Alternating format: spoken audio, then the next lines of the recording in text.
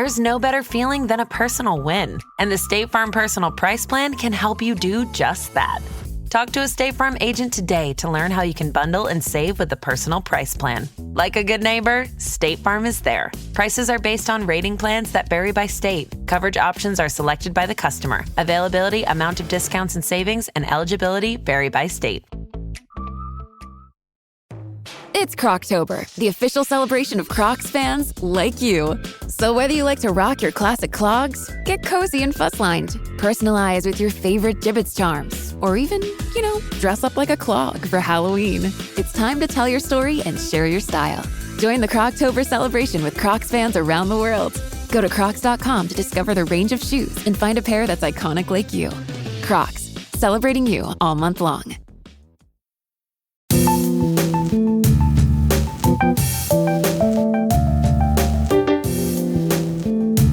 Welcome back to the Philosophemes podcast. I'm your host, Dr. Frank Scalambrino. I'm proud to be part of the Evergreen Podcast Network. Thank you for being here.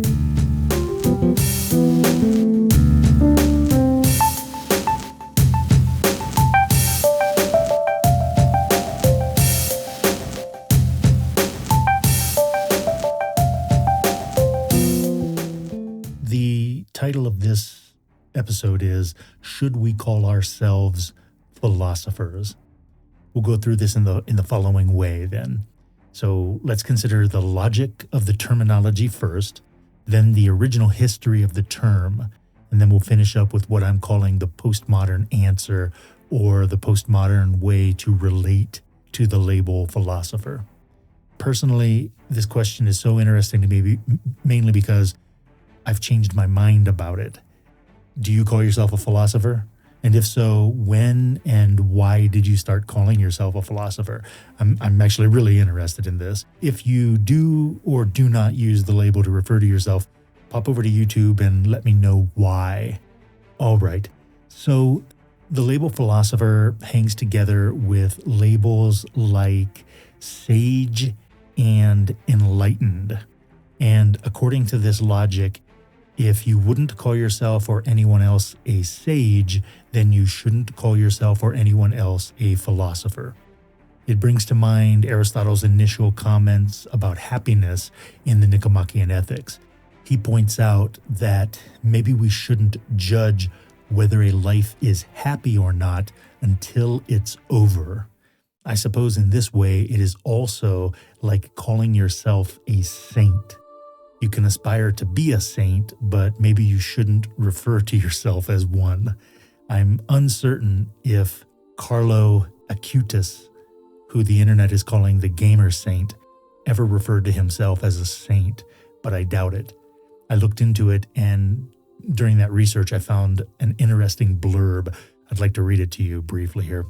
According to the website Catholic Game Reviews, quote, "The fact that this soon-to-be canonized had such a life really helps communicate to the latest generation that they are most definitely eligible to be saints. Times have changed, but God's call to holiness has not. If you are a millennial or Gen Z who loves YouTube and plays video games every day, you are called to sainthood just as much as your grandfather who doesn't know what a Facebook is." End quote. All right, just as it is with the term saint, so it is with the terms enlightened and sage. The logic behind these terms is similar, but perhaps slightly different. On the one hand, if it is egotistical to think of and refer to yourself as enlightened, and if being enlightened means overcoming your own ego, then it seems obvious that anyone who says they are enlightened is, by that very fact, not enlightened. That logic was all the rage, so to speak, in the 1990s. It was like a big setup game. People would go around asking you, "Are you enlightened?" only so they could snicker behind your back, "Ha ha, that person thinks they are enlightened." How silly. On the other hand, the story behind the term sage is a little different, but you'll recognize the similarities. We could split the logic behind this term into the Socratic schools themselves. For example, in regard to the Cynic school, when asked if you were a sage, in order to be a sage, your answer would need to be something like, go fly a kite.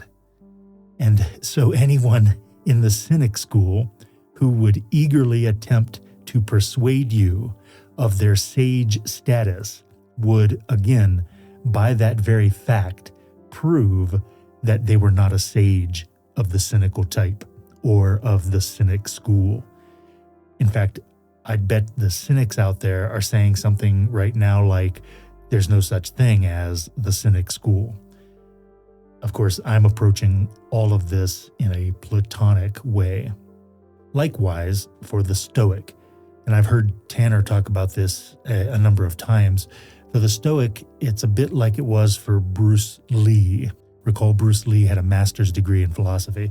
I'm a big fan of Bruce Lee, in case you didn't know. The term sage should be reserved for a kind of ideal to strive toward. And in that regard, calling yourself a sage would amount to something like saying you don't need to keep putting in the work, which, of course, a sage of the Stoic school wouldn't do. And therefore, like in all the other cases, for a Stoic practitioner to call themselves a sage would, by that very fact, indicate they were not a sage. All right, how about the skeptics? We love the skeptics, don't we? They're so much fun. They ask such fun questions, in my opinion. So the same logic is at work here. If you were to ask a candidate for sagehood in the skeptic school, if they knew they were a sage, then how could the highest level of skepticism not be skeptical of itself, right? So again, if you asked a skeptic, are you a sage? It certainly seems the only answer open to them would be, I don't know, or some version of, you may say I'm a sage, but I'm skeptical about it. Notice again the same logical pattern. Lastly, the hedonists. Now, the hedonists hit different here. We might think of the logic here like this. If someone is attempting to be an expert at experiencing pleasure, regardless of the particularities of the pleasure they prefer, it seems possible for a practitioner of hedonism to believe they have achieved the highest levels of the school of hedonism. At the same time, though, there are many hedonists who consider themselves hedonistic sages when really they're just walking around with a dirty feather duster, hoping you think they're kinky. This is like those people with dirty feather dusters who use the word pervert as a compliment. Can you imagine? In order to be that kind of sage, you'd have to eat dinner every day at 2 p.m. so you'd have enough time to feather dust your way into the wee hours. It'd be exhausting. But notice that insofar as a champion-level feather duster can be proud of champion-level feather dusting, the logic that applied to the other Socratic schools doesn't apply to the hedonistic school. Though it's interesting to juxtapose this idea regarding hedonism with postmodernism, we've got some more ground to cover before we can do that. So let's turn now to the origin of the term.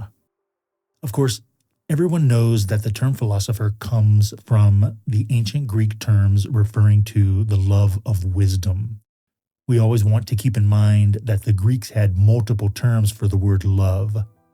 So it's important to recognize philia is not eros or agape. We talked a lot about that in the episode on Plato's Ladder of Love, so I'll just mention it here. All right, so according to the origin of the term, it's etymology.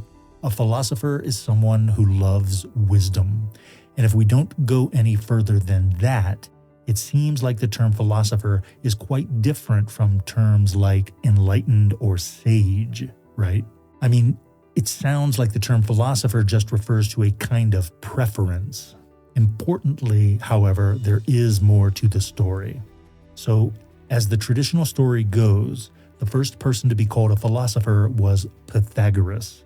And even though the birth and death dates for Pythagoras are uncertain, we believe he died a century before Socrates was born. There are some facts about Pythagoras that we do know that are significant and relevant for us. We know that Pythagoras was a cult leader. In other words, there was an entire culture that we refer to as Pythagorean. We know that Pythagoras and his cult were vegetarians, though infamously they refused to eat beans. We know that he studied in Egypt and that at some point in his life he was initiated into the Orphic mysteries.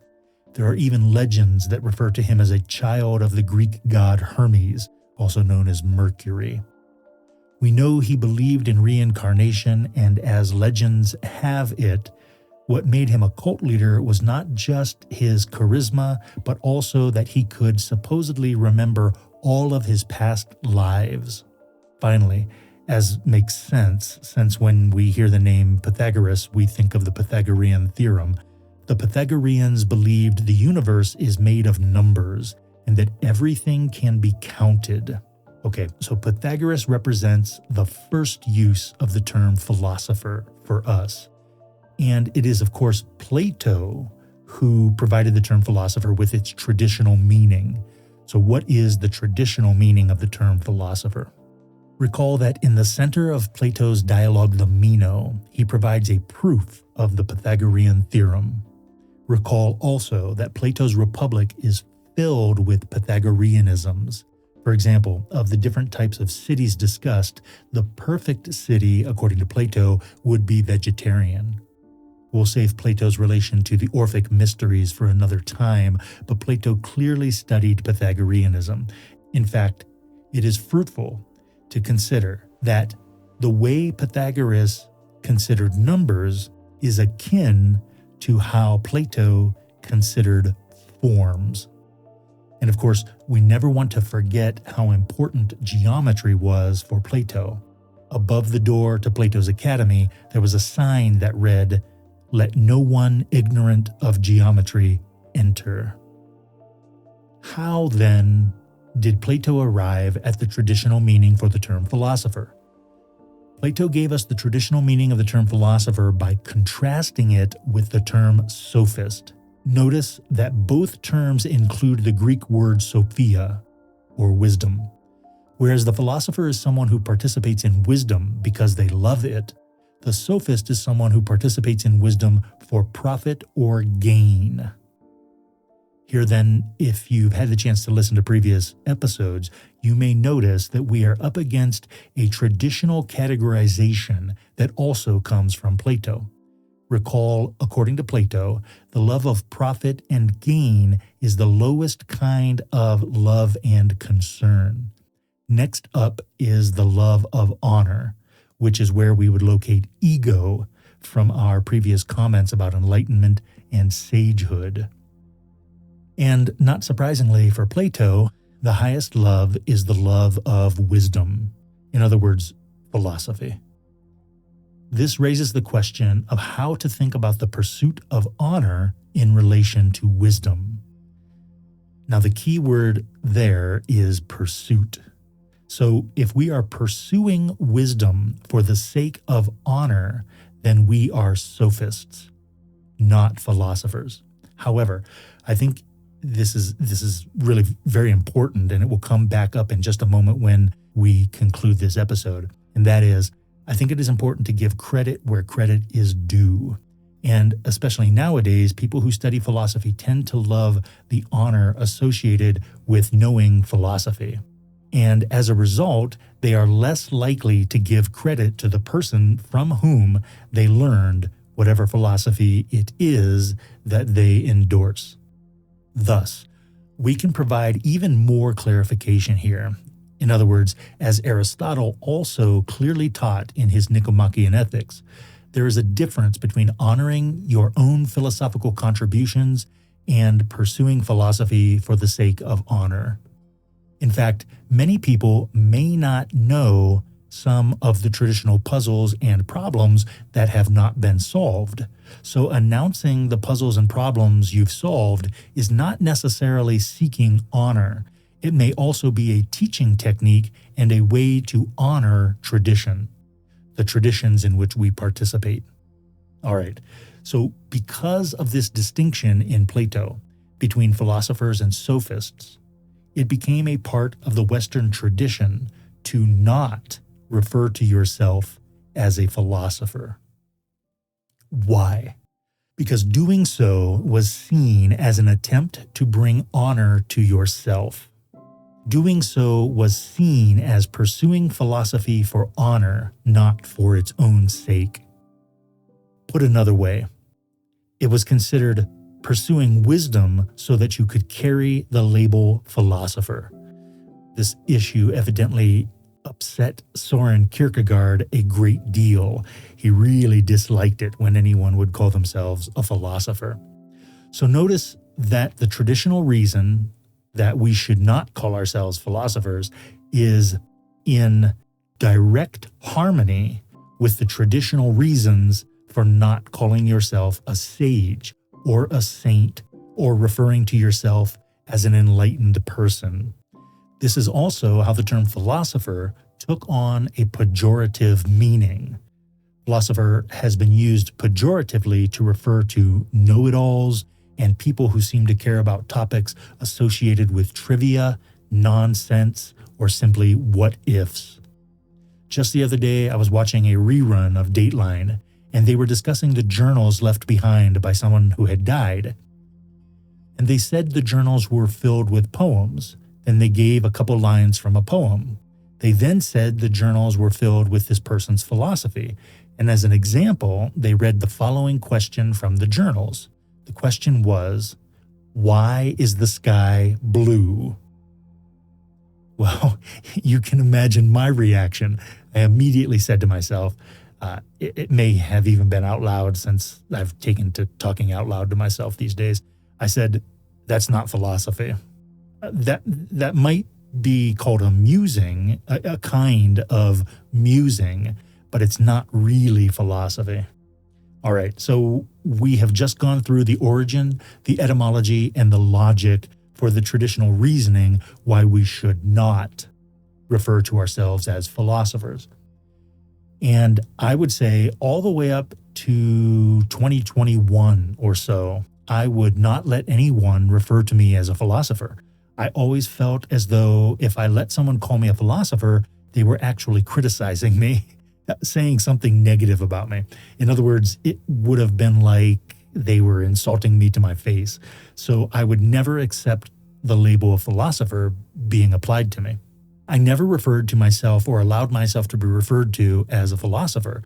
Whenever I would see someone calling themselves a philosopher, I would think the same thing that I would think if they were calling themselves a sage. So why have I now changed my mind about this? Because nowadays, the term philosopher seems to serve a different function. Specifically, it seems to serve a different social function. What does that mean? It is widely recognized that the 21st century has been characterized by its postmodernity. In brief, postmodernity supports an identity-centered culture. And when we see the word culture there, I hope it reminds us of our earlier comments regarding Pythagoras. So an identity-centered culture, for example, is very concerned about labels. Such identity culture has found a social function for the label philosopher. I was watching a movie on Tubi the other day, and a lady was getting on a train, and someone asked her, "Where are you going?" Where was she going? And she said she was going to listen to a philosopher give a talk. The word philosopher was used in a purely informational way, as if she were saying, "I'm on my way to Ashland. I just don't know how long it'll take before I get there." So despite the traditional prohibition against calling ourselves philosophers, I now believe it is acceptable to refer to yourself as a philosopher, especially if you intend for it to function as a sign for others who may be looking for philosophy. It's like the Aristotle point we just made. Am I not supposed to tell people I teach philosophy because there have been some people who teach philosophy only for the sake of honor or to push politics? Of course not. If that were the case, we would be abandoning students to sophists. We need to at least let them know we philosophers still exist. To be clear then, using the term philosopher is also not about legacy. For example, this mirrors the previous discussion in regard to honoring your own philosophical contributions. There really is a philosophical tradition in which philosophers still participate. You'd be hard-pressed to find it in a university setting anymore, but we still exist. And who better to index ourselves in that tradition for philosophers of the future than ourselves? That's why I call myself an existential philosopher. So philosophers in the future know what I think is the correct starting point for philosophy. Notice I didn't say the word religion, and I didn't say the word politics. I said the word philosophy. After all this studying, what to many would, and according to Nietzsche, should, seem like too heavy of a sacrifice to participate in the Western tradition of philosophy, are we not supposed to return the blessings that were given to us by the sacrifices of the philosophers who came before us? And if we sincerely believe we can make a contribution to the philosophers of the future with our sacrifice, then it is not ego to place a sign for them to see. It is not a lust for legacy or to be honored by anonymous people. Oddly enough, that is what motivates so many university professors, and it is also what keeps them from making a truly valuable contribution. No, rather, we should call ourselves philosophers because it is like the phrase, controlling the narrative. The phrase controlling the narrative may be understood in a selfish and egotistical way. This is how silly American professors sound in 2024 when they echo anti-capitalist rhetoric from the 1960s. Not all quote-unquote personal branding is some lust for profit or honor. Not all controlling the narrative is a symptom of capitalism or capitalistic discourse. But of course, those who profess that do so because they can't see sincere tradition. As Plato said, it is as if they have their ears covered. So, despite being a traditional philosopher, I think we should call ourselves philosophers. It's especially helpful to qualify it in some way to identify our specialization and the kind of philosophy we deem worthy to share with others. Indexing ourselves in the tradition need not be a selfish nor a vicious act. What are your thoughts on this? Hop over to YouTube and let me know. Thank you for being here.